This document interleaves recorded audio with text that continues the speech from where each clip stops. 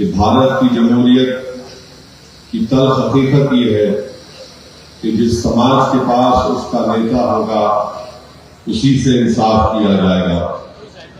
جس سماج اور سمودائے کے پاس نیتا نہیں ہوگا ان پر ظلم ہوتا رہے گا، ان کے دستوری حقوق کو چھین لیا جائے گا اور ان کو دوسرے درجے کا شہری بنا دیا جائے گا.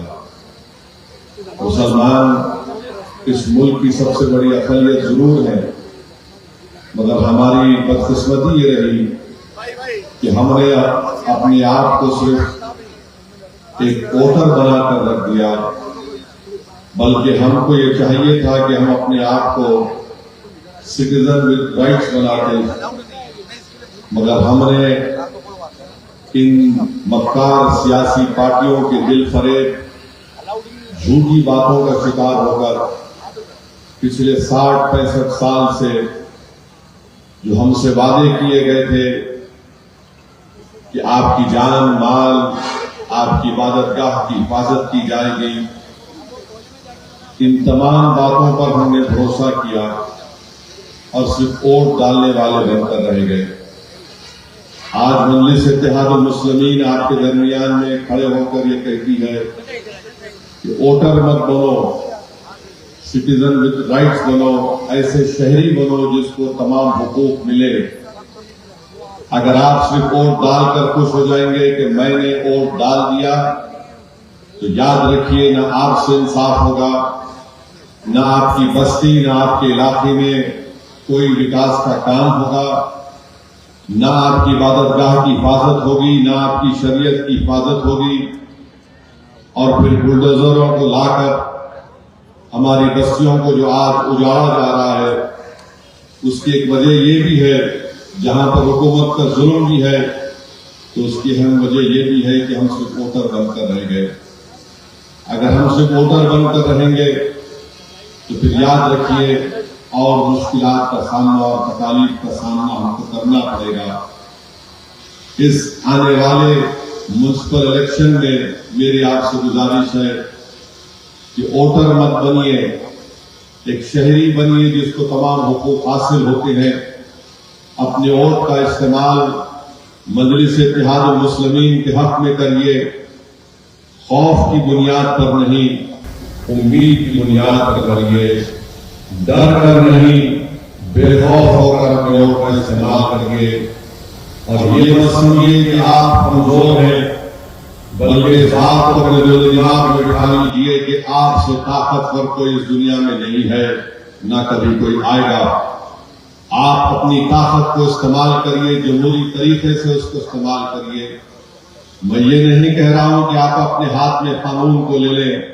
میں آپ سے درخواست کرتے رہتا ہوں کہ قانون کے دائرے میں رہ کر آپ بے باکی سے مقابلہ کریے، کیونکہ بھارت کا سنویدھان ہم کو اس بات کی اجازت دیتا ہے کہ ہم اپنے حق کے لیے لڑیں، اپنے مان سمان کے لیے لڑیں، اپنے حصے داری کو حاصل کریں. اور یاد رکھیے بھیک منگنے سے کوئی بھیک نہیں دیتا. اگر ہم کھڑے ہو کر لڑنا شروع کر دیں گے سیاست میں تو جو حق نہیں دے گا اللہ ہم کو اتنی طاقت دے گا کہ ہم ان ظالموں سے اپنا حق چھین کر اپنا جائز مقام کو حاصل کر سکتے ہیں. تو میرے عزیز دوستوں اور بزرگوں، نوجوان ساتھیوں، عزت دار ماں اور بہنوں، ووٹ ایک امانت ہے. برسوں سے ہم اس ووٹ کا استعمال کر رہے ہیں. بتائیے جس کے حق میں ہم نے اپنے ووٹ کا استعمال کیا، کیا وہ کبھی آ کر ہمارے ٹوٹتے ہوئے گھر کے سامنے ٹھہرے؟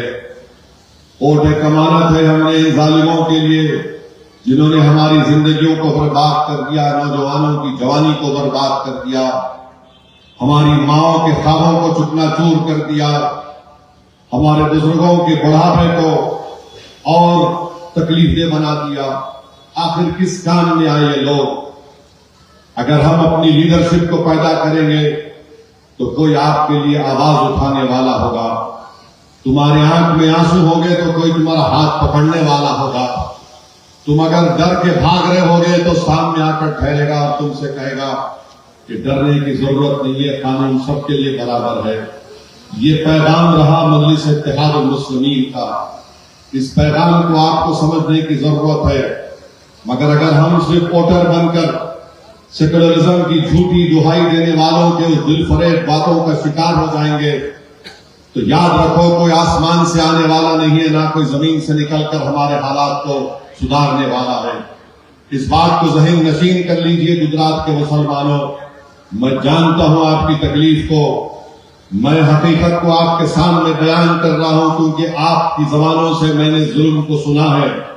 ये रात, ये अंधेरी रात है, लंबी जरूर रहेगी, मगर इंशाअल्लाह ताला अगर गुजरात का मुसलमान सियासी तौर पर अपनी सफों में इत्तेहाद पैदा करके अपने नेता को बनाएगा तो इंशाअल्लाह ताला ये रात का खातिमा, ये जुल्म की अंधेरी रात, ये खूनी रात का खातिमा जल्दी हो जाएगा, जहां से आप और हम चैन और आराम से अपनी जिंदगी गुजार सकेंगे। ऐसी कोई रात नहीं है जो हर मां सोने से पहले दुआ करती है कि या अल्लाह कल तक कोई मेरा घर ना टूट जाए, बुलडोजर सुबह में ना आ जाए। कोई ऐसा नौजवान नहीं होगा जो रात में यह फिक्र लेकर सोचता है कि कहीं सुबह में मुझे कोई उठाकर लेकर ना चला जाए। कोई हमारी बहन ऐसी नहीं होगी जो रात में ये तकलीफ लेकर नहीं सोचती होगी कि सुबह में अगर मैं रास्ते पर चल के जाऊं तो कोई मुझे ताना ना मार दे। मेरे भाई, ये हमारी जिंदगी की हकीकत है।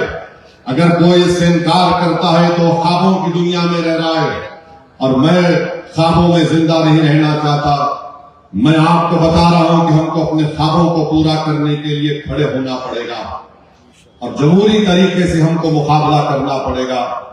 अगर हम इसी तरह खामोश बैठे रहेंगे तो फिर याद रखिए, ये जो मासूम बच्चे आज जो 10-12 साल के हैं, वो जब 20-21 साल के हो जाएंगे, वो तुमसे आके सवाल करेंगे कि बताओ तुमने हमारी जवानी को अच्छा रखने के लिए, हमारे मुस्तकबिल को संवारने के लिए तुमने जिद्दोजहद क्यों नहीं की?